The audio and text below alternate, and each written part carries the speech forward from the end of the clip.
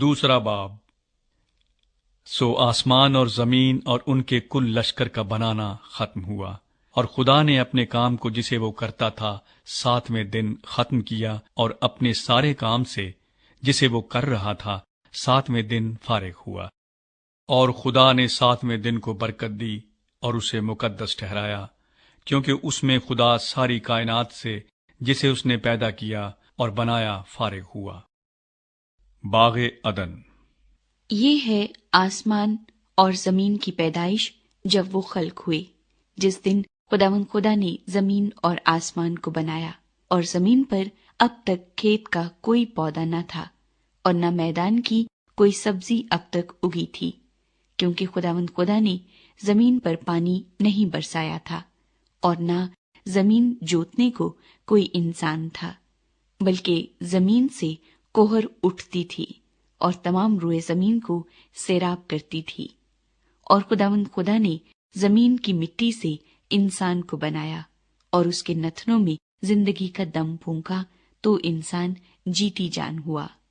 اور خداوند خدا نے مشرق کی طرف عدن میں ایک باغ لگایا، اور انسان کو جسے اس نے بنایا تھا وہاں رکھا۔ اور خداوند خدا نے ہر درخت کو جو دیکھنے میں خوشنما اور کھانے کے لیے اچھا تھا زمین سے اگایا، اور باغ کے بیچ میں حیات کا درخت اور نیک و بد کی پہچان کا درخت بھی لگایا۔ اور عدن سے ایک دریا باغ کے سیراب کرنے کو نکلا، اور وہاں سے 4 ندیوں میں تقسیم ہوا۔ پہلی کا نام فیسون ہے، جو حویلہ کی ساری زمین کو جہاں سونا ہوتا ہے گھیرے ہوئے ہے، اور اس زمین کا سونا چوکھا ہے، اور وہاں موتی اور سنگ سلیمانی بھی ہیں۔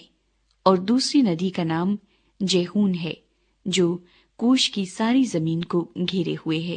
اور تیسری ندی کا نام دجلہ ہے، جو اسور کے مشرق کو جاتی ہے۔ اور چوتھی ندی کا نام فرات ہے۔ اور خداوند خدا نے آدم کو لے کر باغ عدن میں رکھا کہ اس کی باغبانی اور نگہبانی کرے۔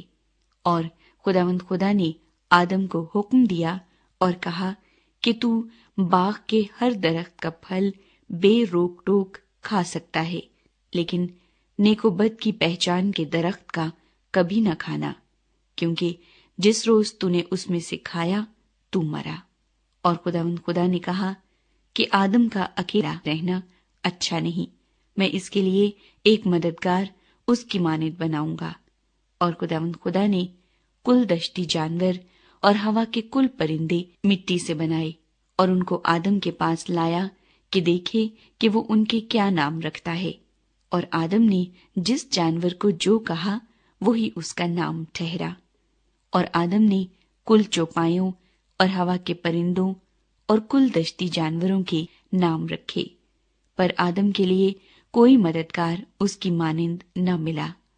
اور خداوند خدا نے آدم پر گہری نیند بھیجی، اور وہ سو گیا، اور اس نے اس کی پسلیوں میں سے ایک کو نکال لیا اور اس کی جگہ گوشت بھر دیا۔